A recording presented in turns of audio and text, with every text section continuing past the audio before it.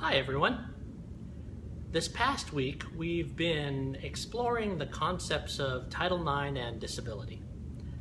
Title IX, as we have seen, opened the door for millions to access programs that never have been before afforded. The biggest impact was seen in sports, which ironically was not specified, but allowed women the same opportunities as men to participate. It's hard to imagine that just over 40 years ago, women were not admitted to many colleges and universities, and there were no athletic scholarships for women.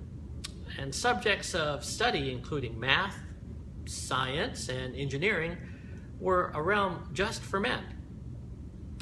In all of these areas, women faced lots of discrimination, were marginalized, and even trivialized. Harassment was not even a consideration, and this constant struggle for equality was always under siege.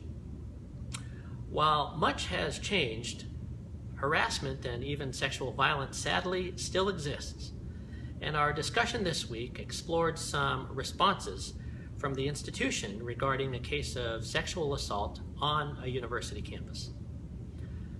Though the example comes from a few years ago and the dynamics of the facts have seemingly changed, the fact remains that campus sexual assault is a big issue on campus. One statistic from the National Criminal Justice Reference Service says 1 in 5 women will be assaulted versus 1 in 16 men. Another statistic suggested that more than 90% of victims on college campuses do not report the assault. So what is an institution to do? The article we read gives some good suggestions for helping mitigate this issue. Moreover, campuses are becoming more proactive by bringing the issue to light and offering programs aimed at safety and prevention. Similarly, the construct of disability has big implications. What is an institution's or organization's responsibility when it comes to addressing the needs of those with a disability? The Americans with Disabilities Act of 1990 was a great first step towards helping end discrimination towards individuals with disabilities. Now think of this from the student or learner perspective. What are ways that schools and organizations ensure equal opportunity when it comes to curriculum and learning, for example? What does this mean for how you design classes and content, taking into consideration disability issues? While this isn't a curriculum class, concepts of universal design come to mind. Universal design refers to a set of ideas that address environments and, in our case, learning, and making it accessible.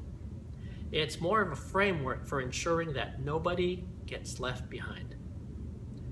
In adult learning, universal design can be very helpful when you're designing a class or a specific lesson, and helps think of questions from the end user perspective. Next module, another difficult subject, violence on campus. We'll discuss the tragic incident at Seattle Pacific University and consider ways to lessen campus and workplace violence. What are best practices and how can we learn from these tragedies? We'll also submit your first assignment, the Legal Dilemma research paper, at the end of the week. In the welcome announcement for next module, I'll go into greater detail, but for now, continue to post through the weekend on the discussion board, and I will see you online.